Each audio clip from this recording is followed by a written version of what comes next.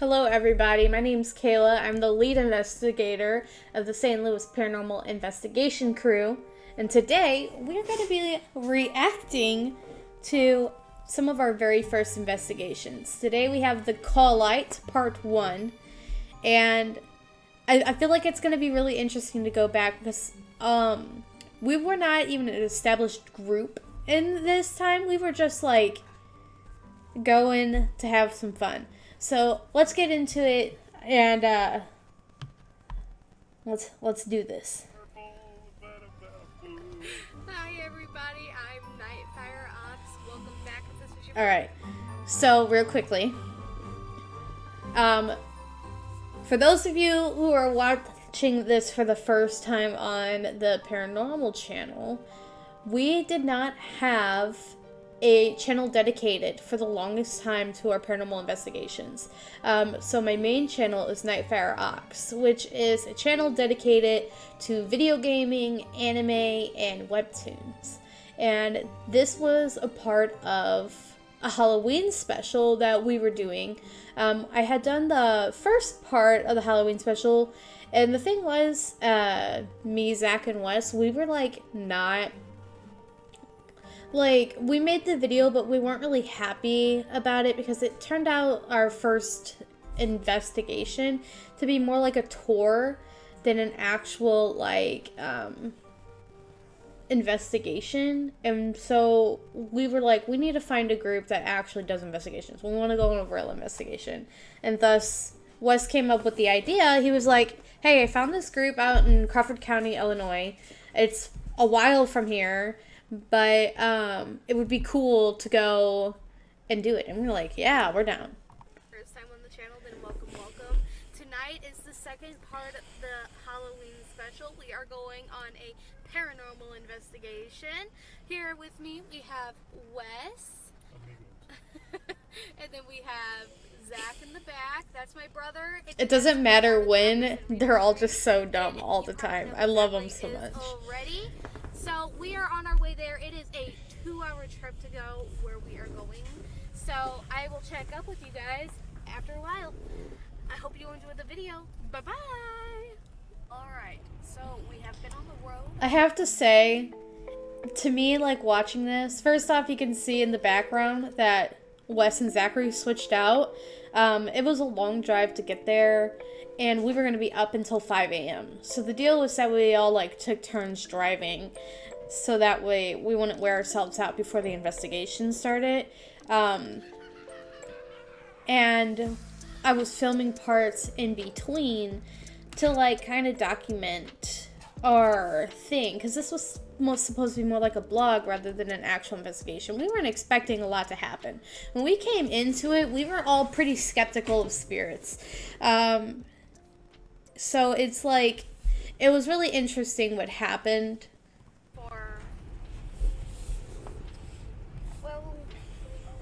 An hour and a half? Yeah, that's what it says. Me not knowing how to tell time. An hour and a half now. Zachary is dying. Water. Are you okay? I need water. Water? Get him some water. Right, Zachary's...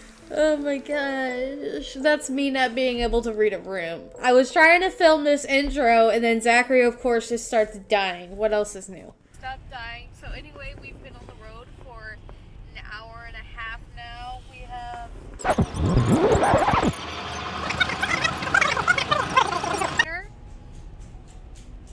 And so that's all I think really done. The really interesting thing about this intro is that it's completely cringe. No. Well, it is. But the person I'm talking about, the professional paranormal investigator, we actually, after this investigation, became pretty good friends with him. And we still, at least 3 or 4 times a year, try to go out to see him and support what he's doing down there. Because he's the person who helped us get to where we are today. Date right now. When we get there, I will film again. So, see you guys in a little. Bye. All right, Zachary. Go ahead and hold on real No, quick. I'm not clicking it. This is my favorite number. No, it's going. Okay, there we go. So we've got. You can tell that this is like setting it up as more of a documentary than an actual like paranormal investigation video, because we didn't really know how to use any of this equipment. We had the basic idea of how it worked, and we were kind of just like documenting things. Now, the interesting thing about this is the thermometer is something we still use on investigations today. We've got a new one since, but in every investigation we do, we still go and we take temperature and we document, so that way if there's any change in the room later on, we can kind of guess if maybe there's some spiritual activity going on or what's happening, and try to debunk it. Let me skip back a little bit. Okay, so we got 66 is the normal for in here. So if we see... Say hi, Zachary, on camera. The interesting thing about this too is when we first started out, I never really wanted, for the paranormal stuff, I never really wanted my face to be on camera. I very much wanted Zachary and Wes to be kind of the front runners of the show, and we didn't really think that we would go beyond this first investigation.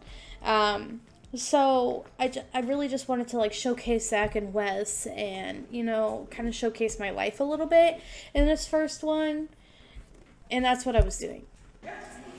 So the first little bit we did while we were there was we went on a tour throughout the building to kind of get a little lay of the land and learn a little bit about its history. So that's what you're going to see first. Now, honestly, the one thing about this place, this location, this is Methodist Village in Lawrenceville, Illinois. And it is still probably one of the coolest places we've been to, just on the level of the building's abandoned and has been dilapidated, but it's like a perfect mix of still in operation yet dilapidated type feeling.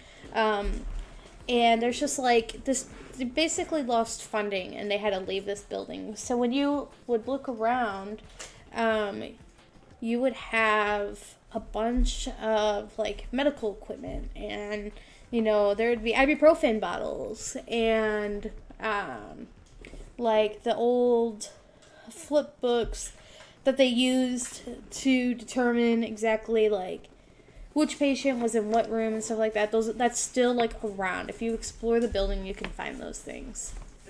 And then I will show you.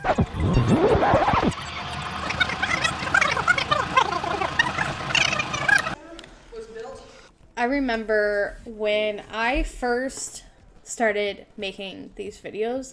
So our investigation was in 2020, the very first one. So we were like 6 months into the pandemic or so, not even 6 months. It depends on where you were. Pandemic reached us in March, around the beginning of March. So this is April, May, June, July, August, September. So this is about 7 months or so, I guess. 6-7 months into the pandemic. And I remember when I released this, I was really worried that people would judge us and the people in the video for not wearing masks. But I mean,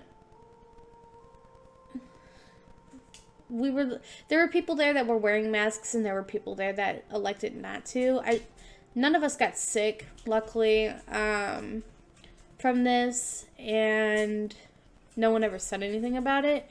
But I was really afraid about releasing the video because of that, because I didn't want people to look down on us, or like Zach and Wes, for not wearing masks, because this building was already like old and stuffy, and then there were parts of the building you already just had to wear masks in, so I didn't want people to like be like, why are you not wearing your masks? Luckily no one did, but still.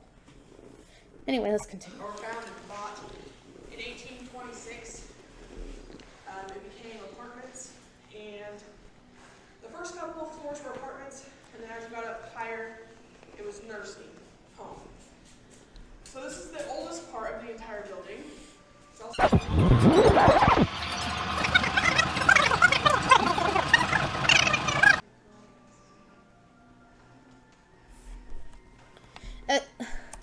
I think it's funny because you can hear my, like, me breathing heavily in this, but just, I always wondered if, like, people noticed that when they were watching this, but the reason I was breathing heavy was, so this was an area that was never fixed after the fire. The fire, the scorch marks are still on the wall from the fire, and this is the older part of the building. So there was a lot of mold, and there's parts of the second floor that we couldn't go to because it had such bad water damage that it was not safe. And so you could smell that in the air. And I have asthma, so it was like just like breathing in, and I was like breathing pretty heavy because I like could not, it was hard to breathe on the second floor.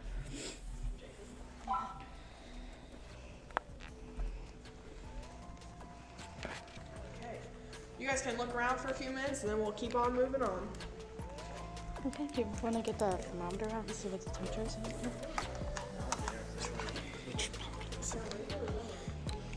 Okay. You do it. You hold the thing. Okay, so it is a lot colder. Oh wait, no, 66, okay. Oh, it's 50. Oh, 57, sorry. My bad. Here, let me get behind you here so I can get a thing of it. This was our first attempts at doing some investigating. So it's 59 degrees in this room. It is a lot colder in this room, so keep that in mind for later if we come back. You gotta think, when we started this, we had the thermostat, one recorder, and my camera. That was it. And this camera was not necessarily an infrared camera. It just had some night vision aspects to it to help see a little bit better, but it was by no means infrared. And we just like marched on in here like, let's do this. No way. So there's the, I have to readjust this. The camera I was also using is my professional camera for photography. So I kept having to readjust throughout the video to put it back into focus. Because I was kind of using it in a way that it wasn't meant to be used. You can see here like the scorch marks all over the walls. It was pretty interesting. This room is still like a really interesting room to visit here. Sorry. Okay guys, we're gonna keep on moving.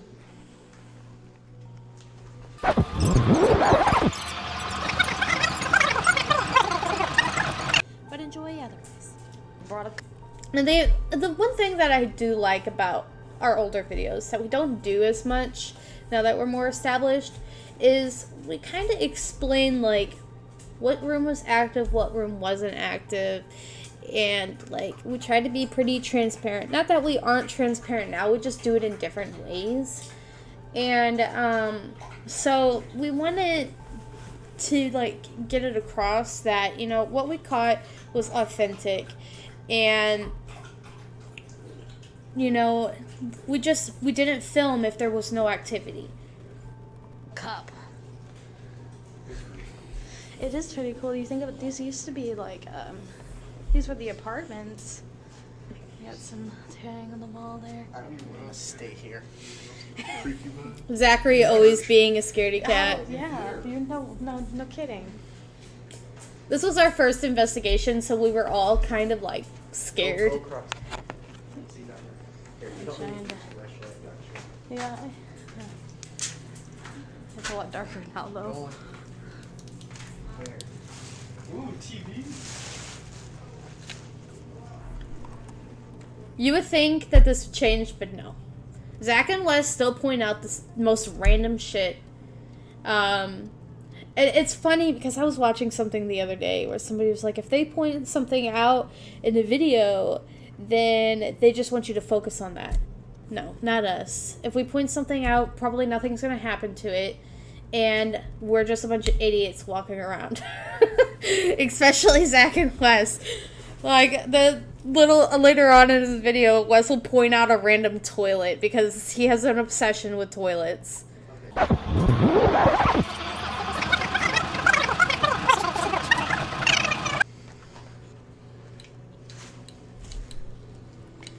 Real quickly from what I just said. So, as I mentioned before, I was using just a regular camera. Like, it's a professional camera that I use in photography, but it's not meant for super dark places like what we were in. So it wasn't necessarily that the camera was getting staticky.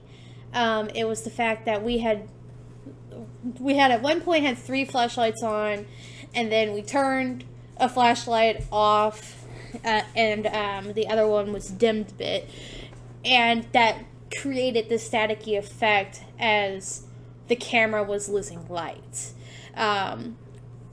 But I wasn't paying attention to that, and I was not nearly experienced enough to know that. So that is debunked. Oh, that's Celsius. 61 degrees in here, so that's a little abnormal for the building so far, aside from the church. But the church has a lot of windows in it, so that would make sense. Yeah, drop to 59. 59? So average. Okay. Yeah.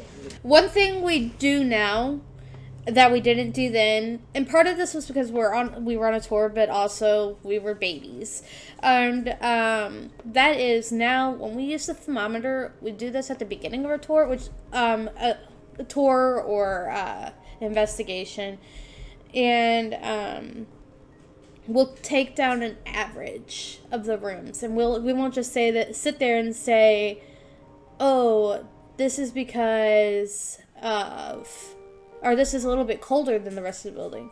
Well, when you're first investigating a place, you don't know why that room's colder. There could be a draft. Some places we've gone to, there's holes in the glass and the panes. So it's something that we don't do anymore. We just be like, oh yeah, no, it's colder in here. It's just something that we don't do now. We take averages at the beginning of the night, and then we work from those averages. We don't just assume. So that's debunked. Church is dropping. Yeah, I know. When it was 59. So this part is from the balcony looking down at the church, and I know a lot of you are probably thinking, oh, that you probably got a lot of activity here because it was the oldest part and it's a church. Well, you would be wrong. We did not find anything out of the ordinary here. A few people saw an apparition, but I didn't see that, so I can't confirm or deny whether that actually happened. I was going over here. Why not?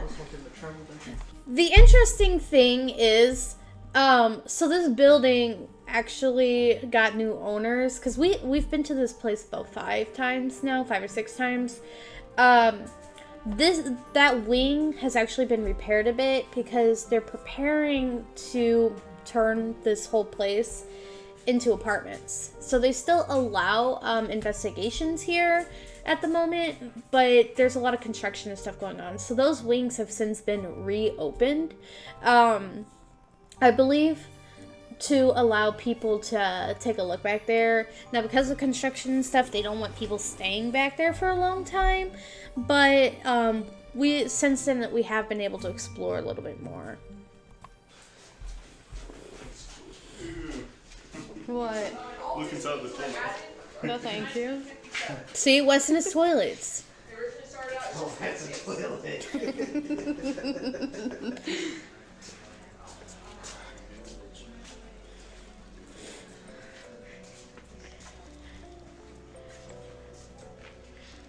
don't know what this room was. Looks like there's some benches or something. If you keep the flashlight that bright the entire time, it will last us 2 hours. Well, I don't know how to switch it.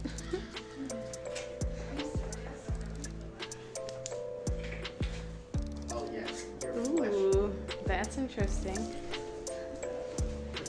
So again, I switched my light off because of what Zachary said. And I then put it in a dimmer setting. and then you see these lines appear right here, right? That wasn't anything paranormal. That was just me switching into a new camera, or dimming the light a bit, and this was the result. Because it got darker. So this is debunked. I wonder why it's doing that. Look at my camera right now, Zachary. Ooh, that's what. So it's 63. Yeah, even with the light on, it's still doing it. Phasmophobia IRL. You're just obsessed with It's Wesley over here. Come take a look at this bathroom. I want to look at everything. It's hotter in this one than the rest of them, I guess because there's no windows.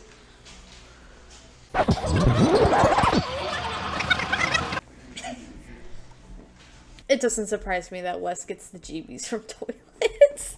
In the bathroom, of course you do.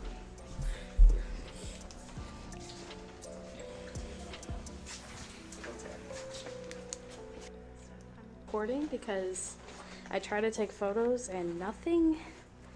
I'm putting it back in focus now, but it wouldn't let me take the photo, and it acted as if it focused on something. So that's pretty interesting. I actually do remember this a little distinctively. As I was going around the building, I was taking pictures and stuff, and I couldn't get the picture to take, but it was acting as if it was focusing on something in the room. Now, I don't know if that's necessarily paranormal. It was probably more user error than anything, but it is interesting. And I'd like keep bringing up the lines in the camera and stuff like that. And as I've said, it all goes back to the fact that this camera is not designed for nighttime use. And I was using it specifically for that. So we'd say that's the one thing debunked. that did happen on the second and third floor was my camera would get really staticky, it would malfunction, it would focus on the things that weren't there, which I felt was interesting. Unfortunately, when we came back up later, we couldn't get any other activity, so we just moved on. That's because there was no activity, Kayla. So, you guys can look around if you want to. Those bathrooms up there are creepy. Oh, they are.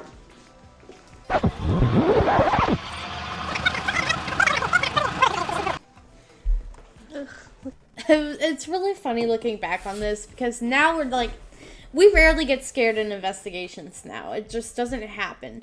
And, but like, this was our very first investigation, so we were super anxious and jumpy. And then, we hear a sound and we go, oh! So it was like, interesting sound. And listening to it now, it literally was just probably someone dropping something. Looking up there. I don't think I can come into this room. I don't think I can come in this room. Why?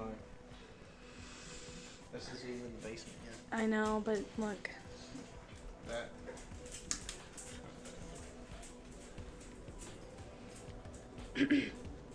Wes. You find any more bathrooms, Wes?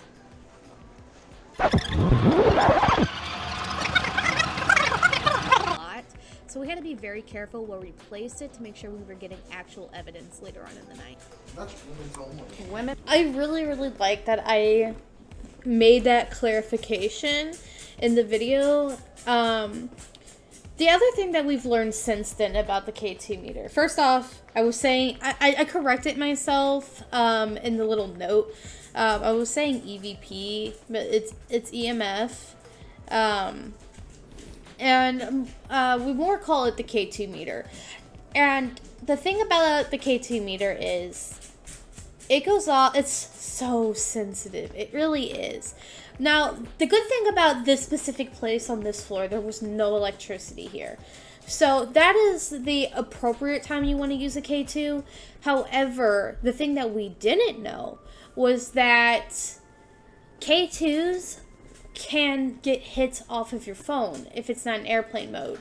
So your phone has to be in airplane mode in order for anything that happens to it to be considered actual paranormal.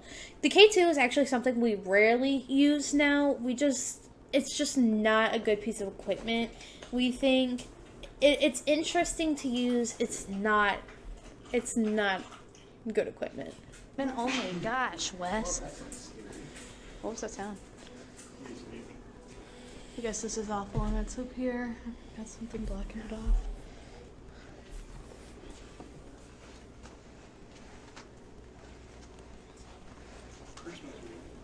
Yeah, be pretty done. Very nice. Hold on. In true professional photographer fashion, I couldn't pass up some of these photo ops, such as this aspirin bottle sitting here on the table.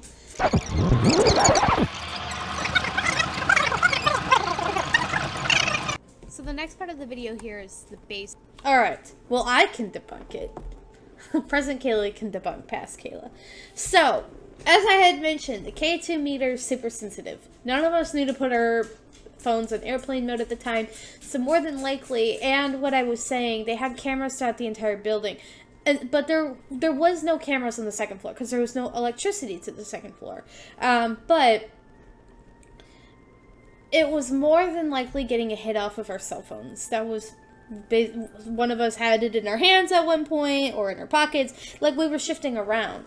So most likely that's why the K2 was actually going off. Now the other thing is, when we came into this, our prior experience with investigations was TV. And what we learned through actual professional investigators, such as Jason, who leads this group, and some other people we've met through Jason, is orbs just don't exist. It's like you have to really, really, really be convincing with what you're showing me to actually to convince me otherwise. This is what we've learned since. Orbs are typically, this is an old abandoned building, and there was a lot of dust flying around. Actually, you can see some of the dust right here, these little specks and stuff. That's dust. Those are dust particles. So it could just been that a piece of dust got really, really close and it just looked like it was flying off, but really it was dust. There's other times too where lighting will hit something and make a glare that looks weird and stuff like that. So we just no longer believe in orbs, and we don't think it's good practice to say this is an orb, unless in a very rare circumstance where you can't disprove it. And the only time I would say that is if, like, you see a full body apparition or something like that. That's something that can't be disproven easily. Zachary has the camera in this part because I could not go down into the basement because I'm asthmatic and there was black mold.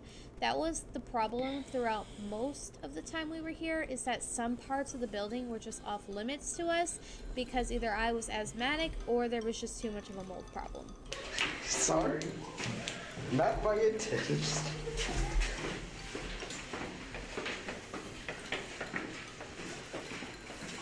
Okay, so this old center basement is massive, but like I said, it's full of mold, so we will not be down here long. I do want to Actually, this part of the basement, we're not even allowed to go in anymore because asbestos has since developed here. We've gone down one time since, and we didn't really know how bad the asbestos was, but it's like, it looks like freaking cotton candy. It's really dangerous, and this is the older basement of the old building, so this is like something that is not even explored anymore. show you where the old daycare was, because for some reason the village had this sick thing in their mind that they wanted to stuff children in basements. So not only was the daycare in a holding center in the basement, the daycare in the actual the main new part is also in the basement. So I'll show you that one. And You can see at this time too, the black mold and stuff was so bad in this area, you had no choice but to put on a nice thick mask to protect you. we'll probably head upstairs. So you guys are more than welcome to look at a little bit as we wander down.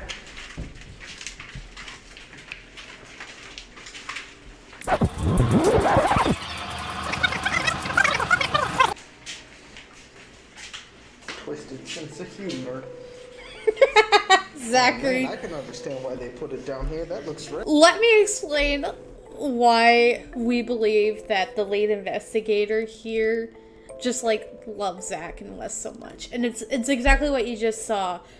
Why would they put kids down in basements? Twisted sense of humor. This is like every investigation you go on with them, this is them all night long. And it helps the time go by because there's like nothing, like 95% of the time something happens, or no, it's nothing happening, whereas 5% of the time, it's not, I would like say it's more like 3% of the time you're thinking that something's gonna happen, and then 2% of the time it's something does happen and you're trying to film it. That is real investigating. So the rest of the night you're sitting there kind of just like telling jokes and like just waiting around in the dark. So you have to have some kind of twisted sense of humor and just be funny. There are times too, like in a later video where like a cat moves and Wes will go, "What? Cat got your tongue?" And you know, it's just that all night long. That is what it's like investigating with them. Man.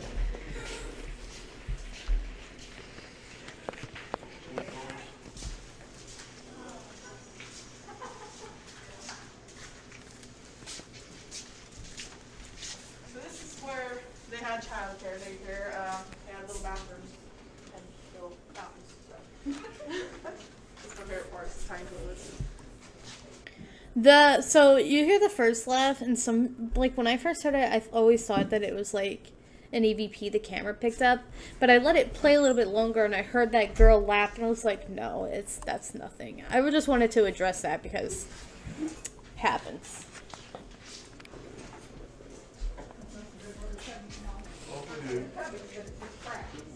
Yeah.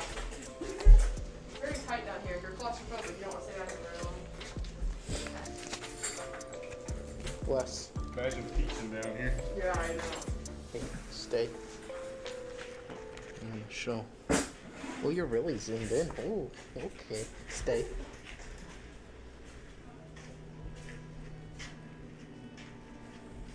Okay. This was Zachary's attempt at trying to show how small the buildings were, or the ceiling was. That's the hallway. It's across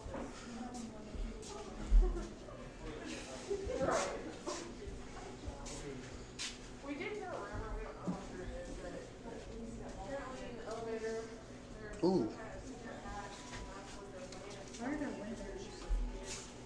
It's funny how in this one, like, Zachary freaks out over the black mold, but then, like, a year and a half later, it was, like, our third or fourth time coming into this place, and we literally just walked next to freaking asbestos, which is so dangerous. Do not do that. We're idiots. Well, if we can get the elevator open, sure, but we can't. So I'll figure it out. Don't worry. But that Bring my means crowbar next time. We'll get it done. Alright, now we're gonna head back up.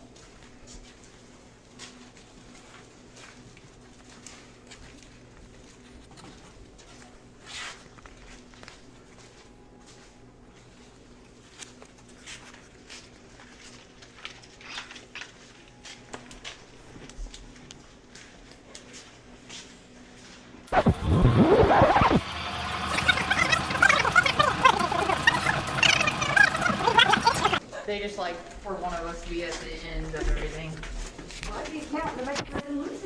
I don't know why I didn't just cut this particular part out. As well by I guess I, like, eventually did.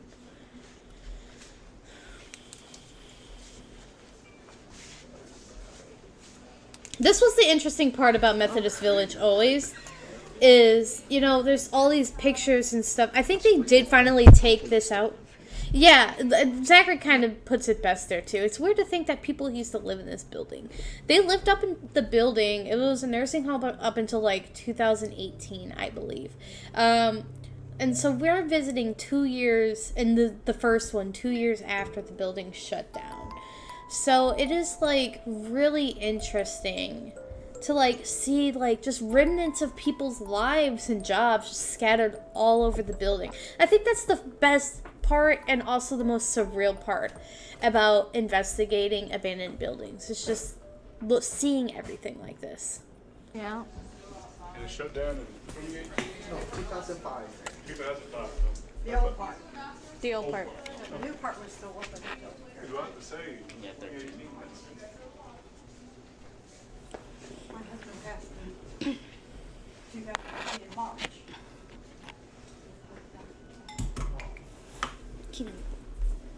So you may have just heard an elderly woman in the back there say that her husband passed away here at this nursing home in 2018. That was the same year that the nursing home shut down for good. So it was very interesting having her with us, and a lot of activity throughout the night had surrounded around her. And so a lot of the paranormal investigators thought that maybe her husband still resided here. And we did try to reach out.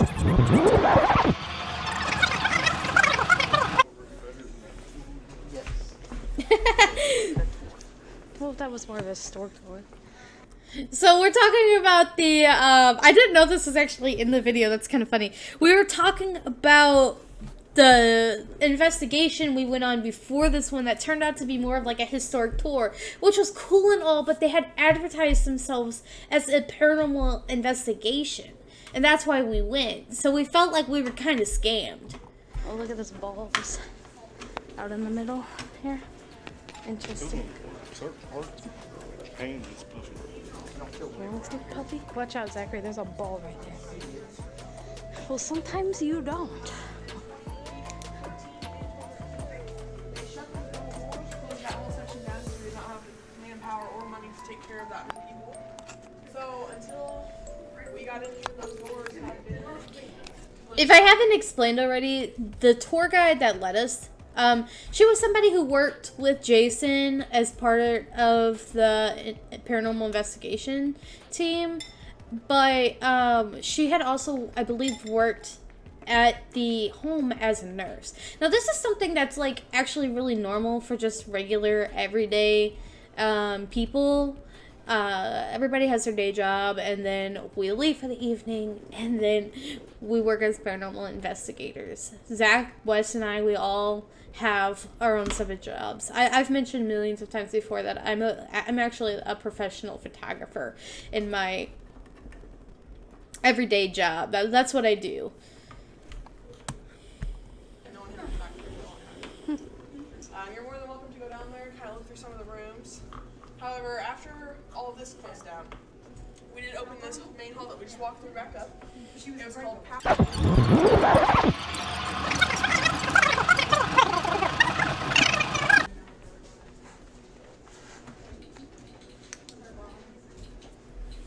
The other really interesting thing about Methodist Village is that most of the people who come on this investigation are people who lost a loved one here and want to see if they're still here to reach out to them. Like 80 on that thing. 88, 81, 91, So 94. you gotta give it a minute when you're around here. What's this say? It's Hello. not till the two boxes thing. There. What are these bells doing here on the ground? very last room, second to last room on the left. One of our team members went in it alone, and he started crying.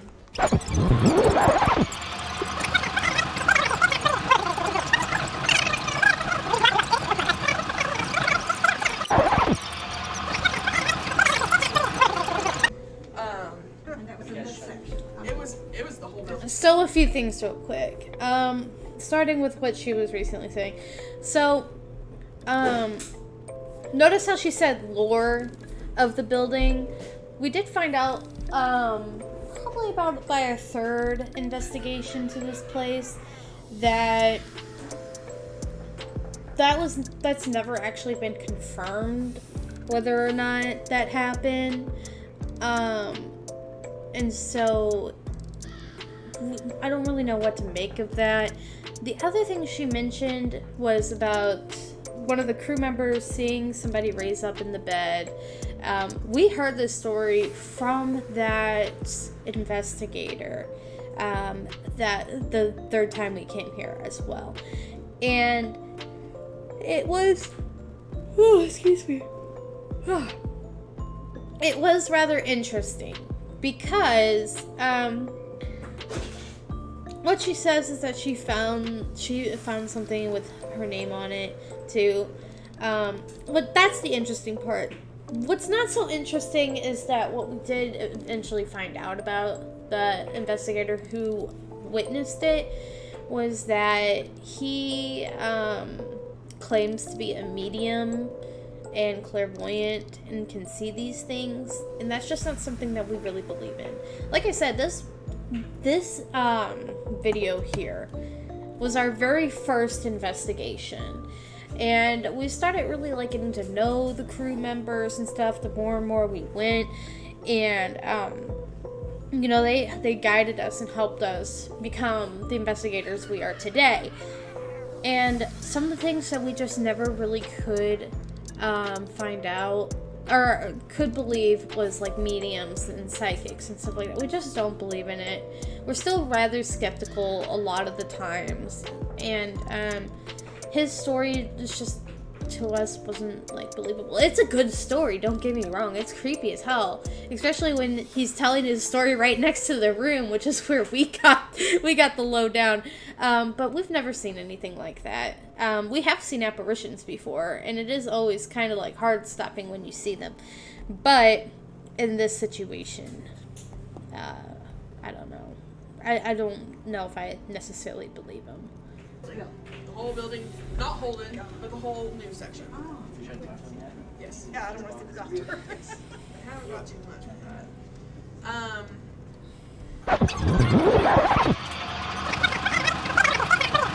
For some reason here, they just love to grab us. They'll touch your face.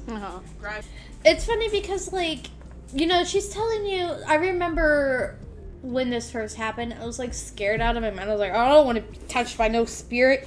But you gotta think about it from, like, now that you can think about it from the perspective I have now, this is a home for elderly people.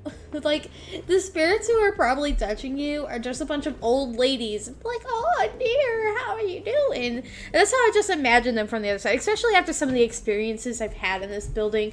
I've never had, like, a horrible experience in this building.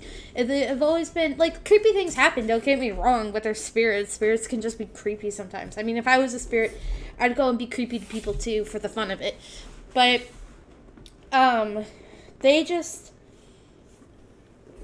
they're all ultimately pretty sweet, the spirits in this building. Have your arms, you know, all kinds of good stuff like that. So, and we will move on. We're gonna go to Otten Center next. So the interesting part about the cane was that it was an unfolding story throughout the night. The full moon was 2 days ago, and this happened on the full moon. So they were reviewing footage yet and trying to see if maybe somebody put this cane here. But they couldn't find a single video where that was the case. One moment it was not there, and the next it was. And we had similar experiences throughout the night where things had just been moved or opened that weren't opened before, and we would go back and review the footage, and sure enough, one moment it's there, the next moment it's gone. One moment it's closed, the next moment it's open. You know, the interesting thing about that specific part is you might hear us talk about it. It still hasn't been One night we were debunked. sitting down here on pathways, heard something being dragged across the floor, and that table is gone. But there was a table in here. Interesting. There was a table. I don't think they ever in found there, this and it table got dragged either. Across the floor. Yeah, I think we've known these people for like over I don't know. 2 years now. Guys, did you notice the table's missing in the hospice room? And The table's gone. they'll like give us snippets. Oh, you were here for the one investigation, right? Yeah, we still haven't found that table. One of our investigations, our chair disappeared. Redecorating. We have no idea where it went, still to this day. Find that table. You find that table somewhere? I'll be on the look for it. This is our twisted sense of humor. Right here. We're just like, oh, be on the lookout for the disappearing table. Are you kidding? If Zachary had actually found a disappearing table, he would shit himself. Oh, you need one. A nurse's station. No, a wheelchair. No. Ooh, that might smell Was that you that made that sound? Huh? Was that you that made that sound? What about? Okay, this is Otten Center. This was a locked Alzheimer's unit. It was built in 1990, so it's the newest part of the building. It was locked for resident safety, not for any other reason. People get the wrong idea. But it was actually just locked to keep them in so they wouldn't go out there and try to leave or get hurt. We've had a lot of activity happen here. We hear a lot of noise in this room right here, 182, and in the room across. Come to find out, there was a lady, and she did live there. But one night, she was up wandering, and she went in here. And when she went into this room, the man was in bed, and she accidentally peed on the floor and slipped in it and hit her head.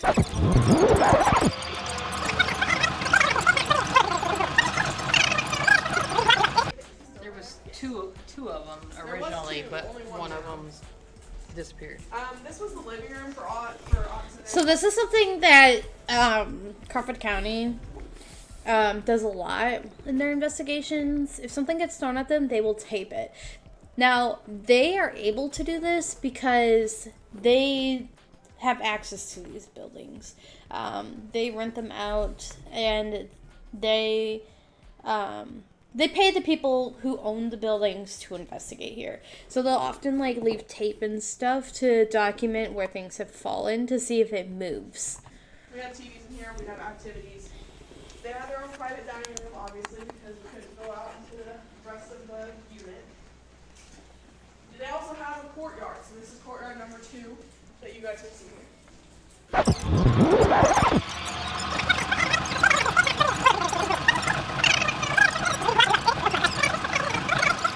Could you please?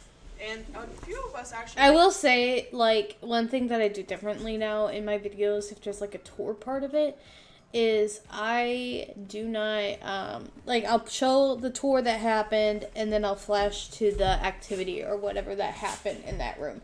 And if nothing happened, I will just cut that part out. Part of that is so that way we can cut down on time. And I remember there was, especially in our early videos, there was not an argument, but a debate between me and Zachary about how to go about the videos, because Zachary liked seeing the tour first and then the activity and stuff that came after to keep it in chronological order, but I felt like that would be really boring to viewers, so I would put tour, the activity that happened, and then the tour and the activity that happened, and it was still we don't know if it's necessarily a good balance or not. I personally like my way better. I don't think it's very fun, in this video, to watch all the tour and then 10-15 minutes left and then you get to see the crazy stuff happening. So this is just something in general that we do differently now. Did eventually at one point in time see some children, but we don't really know much about them or why they would be here or anything of that sort. So the interesting thing about her mentioning the children is in a later video that I took down in the basement before, that was the last time we were allowed down there. I did catch what sounded like a child saying hi. I'll show that eventually in one of these reaction videos. but that's when all the residents went. So they were playing in the hallways and they were trying to go to bed. Something happened in daycare? Okay, lights off. So now we're getting into the actual investigation that we did. It's 11:38. I came by this room earlier and I just felt something, so I wanted to come in here and see if maybe somebody wants to communicate. You can communicate through that box right there. So, The interesting thing about this is we didn't know it at the time, but we were kind of already building up, I guess what people would call a sixth sense to this, because I do remember walking past this room, and this is not even one of the rooms that is considered active, but it just felt odd. The vibe in the room was different from the rest of the place, so I wanted to do an EVP here. first off, if you want to give us your name, you can go ahead and say it in that box.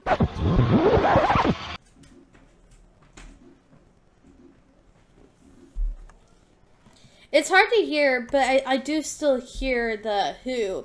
You hear the da-da, and then at the very end, who? Da-da. Who? And in my video, something that I always do is I'll replay it 3 times. It's not that they're saying who 3 times. It's just replaying the clip to give you a better chance at maybe being able to hear it.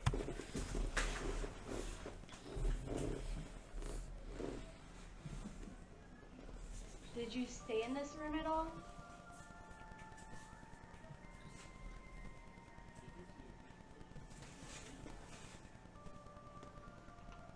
Did you like living here?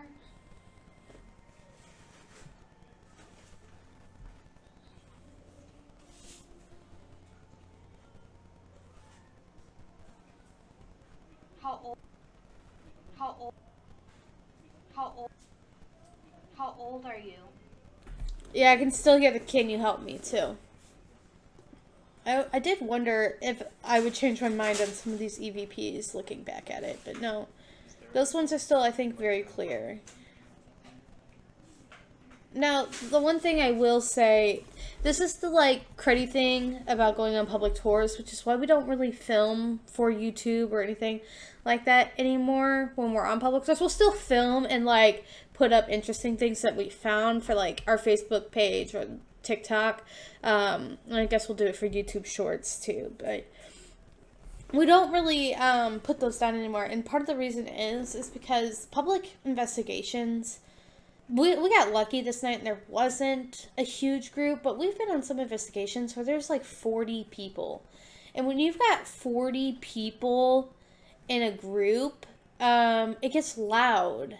So it can, so I still think that these 2 EVPs are still like legitimate, but it is hard to say because there were people talking in the background, and it could have just been me picking up their voices, although they were further out and these EVPs sound a little bit closer. Like, you can hear them now even in the background talking.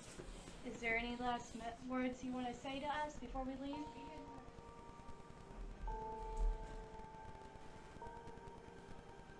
All right, thank you. Goodbye.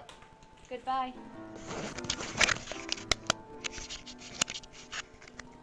It was funny because I couldn't remember the name of this place, so I just said it was the Alzheimer's unit, which is true, but it's called Otten Center.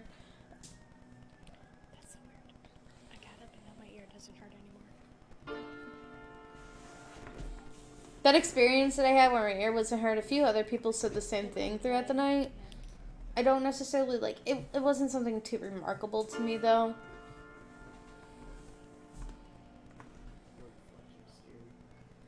Zachary is literally just scared of everything. Was.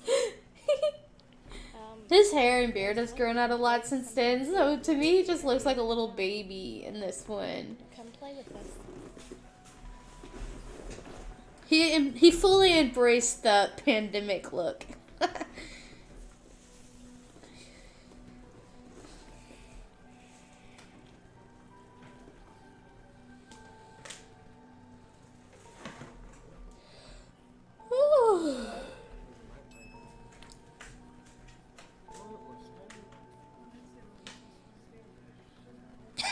Everything scares the shit out of you, Zach.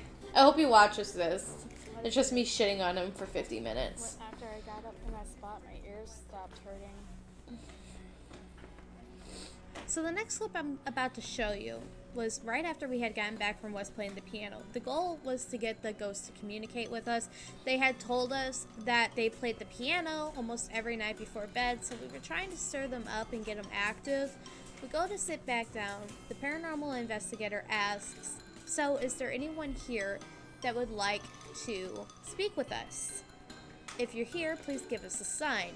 Sure enough, a few seconds after he says this, a red light blinks above a door. Now, I mentioned this a little bit before, but this is an old building that hasn't been running since 2018, and a red light just appears out of nowhere, which was interesting. We tried. So something that I do differently now from my earlier ones is I don't, like, I show a lot more now than I tell, because it's more interesting to see what's happening than me explain. Because you're going to see here in the next few seconds what actually happened. And it would have been more, like, convenient to just show that. And let that shock sit in, like how it shocked us. We did everything to recreate this red light ourselves, but there was no pool. Also, here's the other thing. I think I did a really good job with what I had at the time to make the video, but part of the thing of having a camera that isn't really acclimated for the dark is that I had to supplement a lot of the video with you shithead, stop it. I had to supplement a lot of the video with pictures that I had taken throughout the night. And part of that was because I was doing a lot of explaining instead of just showing, but I didn't want the video to be too short as well. So it was like trying to figure out how to exactly edit these videos. String. There was no button, and we had somebody there that had told us about the history of the building and had worked there. So she had told us that it was a call light that was used when they needed assistance in the bathroom. So we went to the bathroom and there was just nothing there. The video I caught is of the red light turning on for the second time. It is really cool to see other views of the stuff. Oh my gosh, it came back on. Hey, that alarm is going off like crazy. Do it again. Do it again. That's the call light alarm, guys. That's what that. Yeah. Not this. It's picking up over here, though. So this particular thing is what made believers out of us. Like I had said before, a lot of medical equipment got left behind, but the stuff that didn't get left behind was like the strings and the computers and stuff like that in the hospital. All that was taken. And so, because this was the Alzheimer's unit, so these patients were monitored a lot more than regular patients in the home. So, Zachary and I checked later on the night too, just to make sure, but there is no string to even make that call light go off. And like I said, we've been here 5 times now. Every time we come, we try to get this light to come off. It has never come back on since. This is completely unexplained. We have no idea why or how this happened. So that's interesting to us. Still to this day, it's so interesting. And I will say, when it comes to paranormal stuff, the more it happens, the less likely it is to be truly paranormal. So this is just to us is extreme paranormal event that happened. It only happened the one time. We've been to this place over the past 3 years. Still could never get this to happen again. Crazy. We've never had that happen. No, I know. No, she was talking about the beeping. I said, Oh no, yeah, that's the call beeping light. is that's normal over What's here. going on down When there? it came on, it was like beep, Yes, beep, because that's the beep. beep. I got the second one on camera. That's why it You does did that. get it? Yeah. The other thing that I forgot to mention is that on our Facebook page, we actually have the footage of us sitting in this hallway, and you can see because the light actually came on twice. I only caught it the last time it came on because I was so shocked. Zachary was in there, film it. And in fact, I turned it on, and I got the camera on just in time to get that last light to come off. So they actually had cameras at the end of the hallway, and they were filming the entire thing. So you can see like all of our shocked reactions. It go off, and then it comes back on again, and we're just like, holy shit. Yeah. Down there. There's no electricity down there, right? There it is. Yeah, but that's never happened. We've been here. That's never happened. Can you turn that back on for us? We got K2 again. Look at the K2 meter going crazy. Are you on airplane, Sammy? I see the I'm not, K2. no. You But it's kick your. been going off even after I had it on airplane, but it was going off before. It's got to be you and Courtney tripping it if it's. My phone's on airplane. Well, no.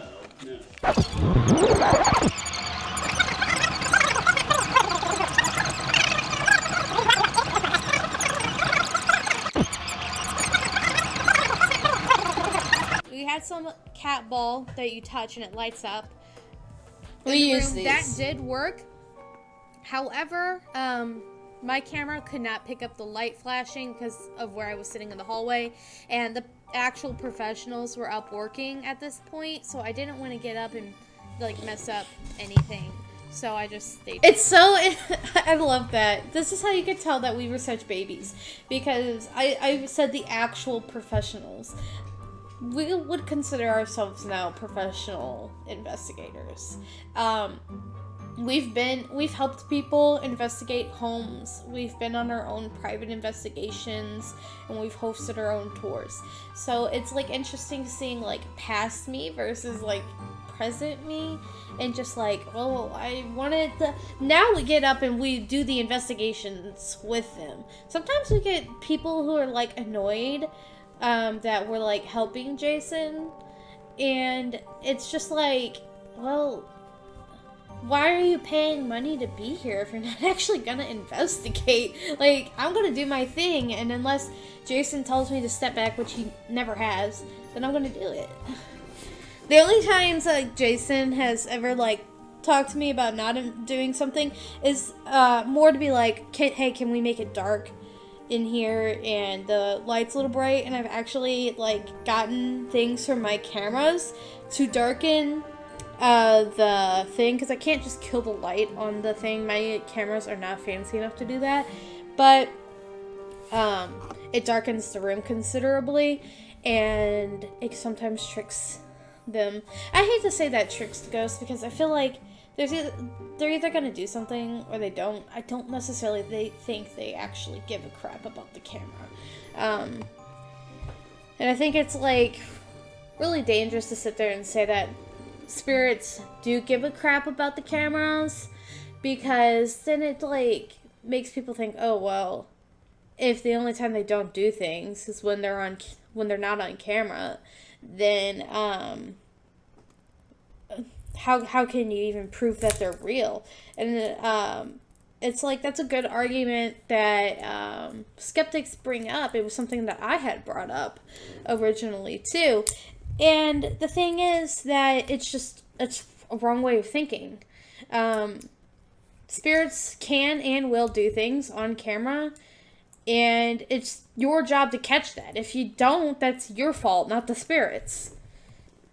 So I'm not going to show those videos. They're pretty boring. But I did want to mention the other really interesting thing about this room light lighting up is I mentioned earlier that somebody's wife, an elderly woman, she had come back. Her husband died in March of 2018, right before this place closed down. My hair's gotten so long since then. Directly I need to across cut it. from I've like been wanting to cut it when it lit up. I love this hairstyle I had. We thought that maybe this was him trying to communicate with her. Unfortunately, she didn't seem all too interested in actually communicating with him. She said we could communicate with him, that's fine, but she didn't want to do it herself. So I don't know why. I guess maybe that was just a little too much for her. So that was very cool. And the rest of the night we had, I don't have a whole bunch of it because my camera equipment died halfway through I had the my night. kitty tattoo. I'll have to get an extra battery for the next time I do a paranormal investigation, just so that way I just got a new out. camera entirely, But one with infrared. it died halfway through, so I was using my camera phone for stuff that happened afterwards, and it just, you know. This is what I said in my equipment video I did too.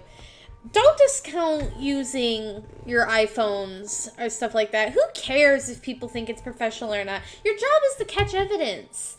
If something is happening and your camera died, pull out your phone. There have been times where shit will start going down in the middle of setup, and Zachary will pull out his smartphone and start recording, because it's so much different to say, oh yeah, that cat ball went off, but I don't have any footage of it, versus, oh yeah, the cat ball went off and Zachary was filming on his iPhone. You know, that's the difference.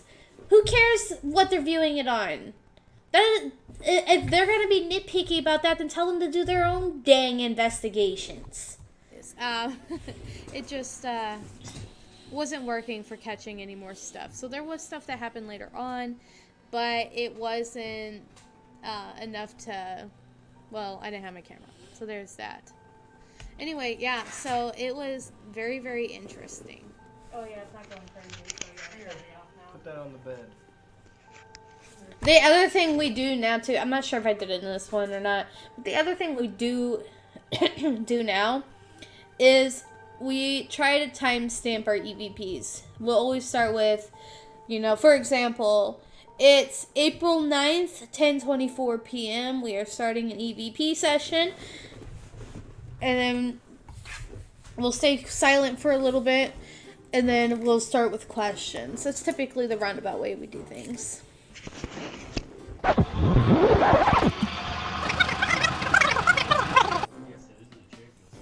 Oh, I remember what this is. Now, there's a lot of recording where a whole lot of nothing. So, it was too dark in this room to use my camera in. I wasn't capturing anything, and there wasn't anything to focus on. So instead, I just played the recorder, and this was the recording that happened. Now, again, this is the crazy part about not having a camera with an infrared at the time, because, it would have been really cool to document this room, but, I didn't have the equipment to do it, so instead I supplement with photos. This happened. Unfortunately, this room was so dark that it wasn't really worth filming in because all you could see is just pitch black. So I decided to record it instead. You heard the paranormal investigator.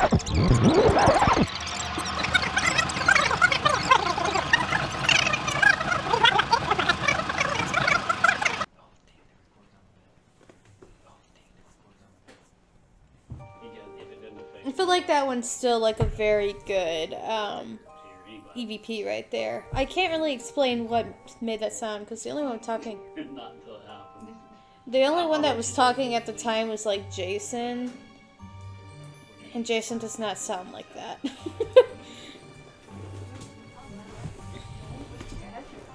year, but we only have like 2 or 3 people.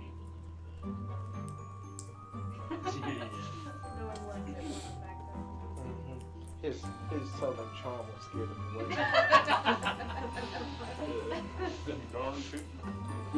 All day, every day with these two. You guys hit.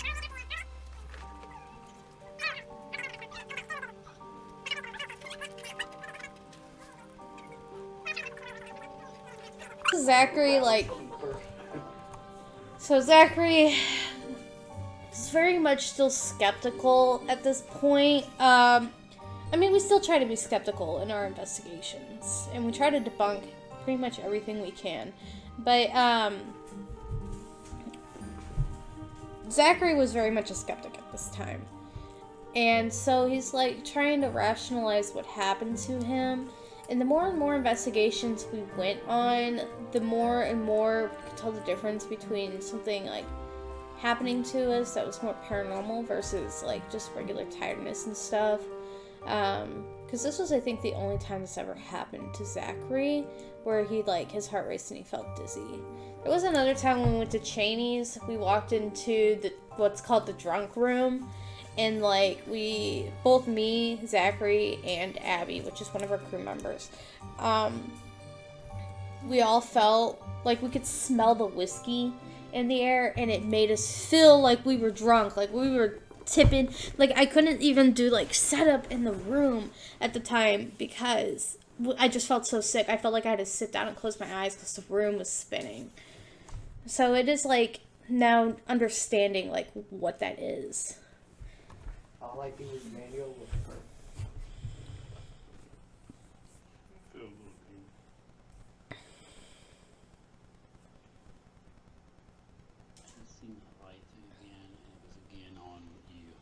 Abby? Yeah, it was Oh, it's okay. No, for real, I'm not trying to scare you, but for real, it was around you again. It just went I couldn't even tell where you were at, but it apparently went right in front of you.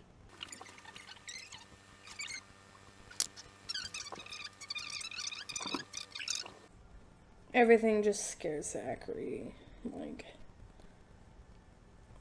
This isn't changed. This is Okay, still who Zachary is. May I ask what your name is?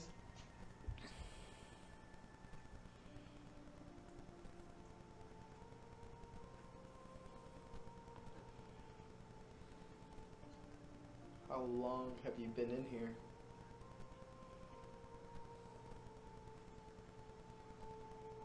Can you please make yourself known by making a tap noise and knock? Maybe knock on the door, turn the light on to scare them?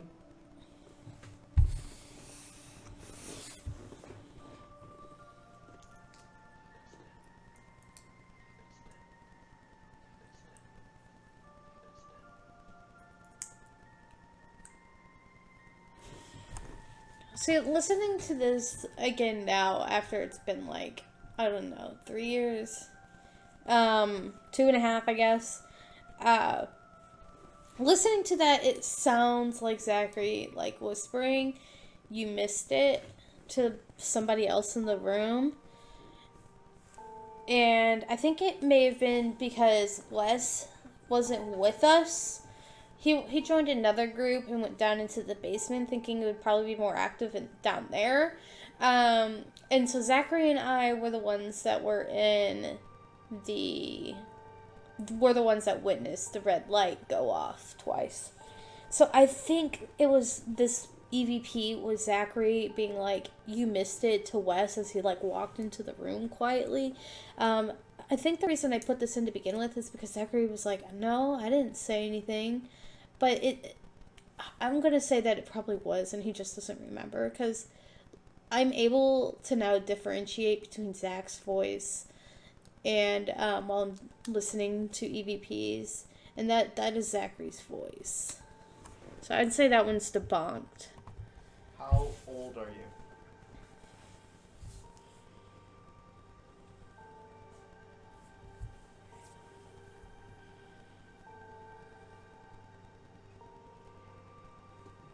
If you are here, please let yourself know. We'd like to talk to you. We're friendly, I swear.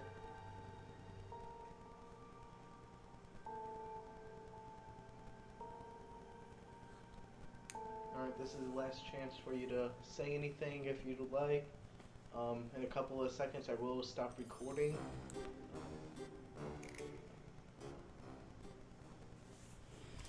Again, it's something there. I don't think it's saying fuck, though. I don't even know if it's actually, like... I think it could have been a voice, but to me now, I can't make out really what it's saying. It doesn't really sound like fuck.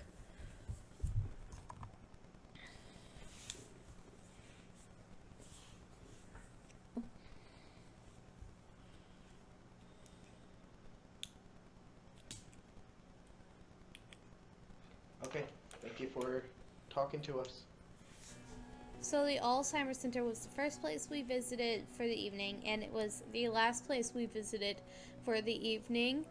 It was very active, so we came back here multiple times. So the picture you're looking at right now was when we came back for the last time. We had been in this area several times, and so we had kind of memorized the layout, what was open, what wasn't. And when we had come back for the last time, we noticed that this cabinet was open. Now we found out that this cabinet...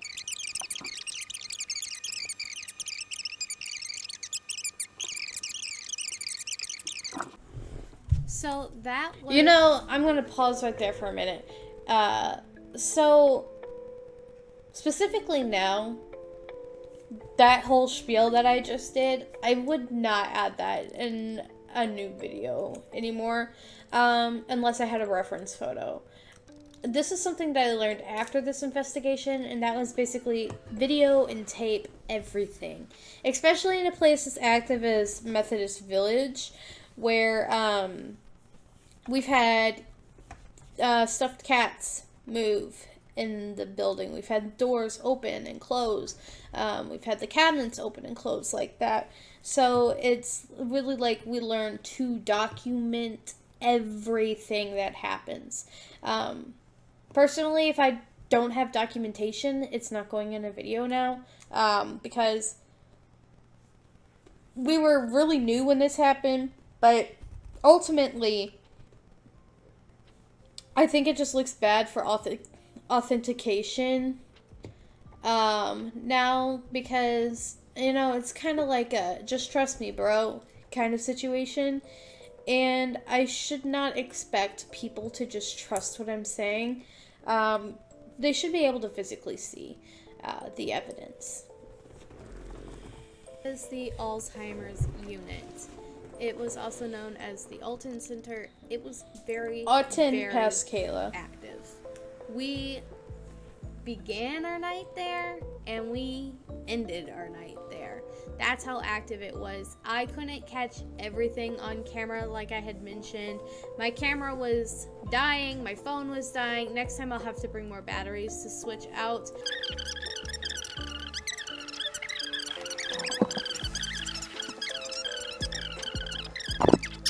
So, there's the end of the first one. Overall, I feel like for our first video, it was a pretty solid video. We did our best with what we had at the time, and I think we did okay. As you can see at the end, I'm kind of like saying like things I can improve on. The second investigation we went on all together, I did actually buy a camera that had an infrared in it. That's almost like a necessity for ghost hunting, is having an infrared camera. And we bought I think another recorder and stuff like that. So we were a lot more prepared than our first time. But even for our first time, I remember like Jason like even telling us that, you know, we're very prepared, more so prepared than other people, and that we actually wanted to like be a part of the investigation, and it was part of the reason like we got invited back multiple times. Well, at least that's how I feel. Anyway, so this is the first one. I'll do more of these, but thank you guys so much for watching with me, and I will see you all in the next one. Bye!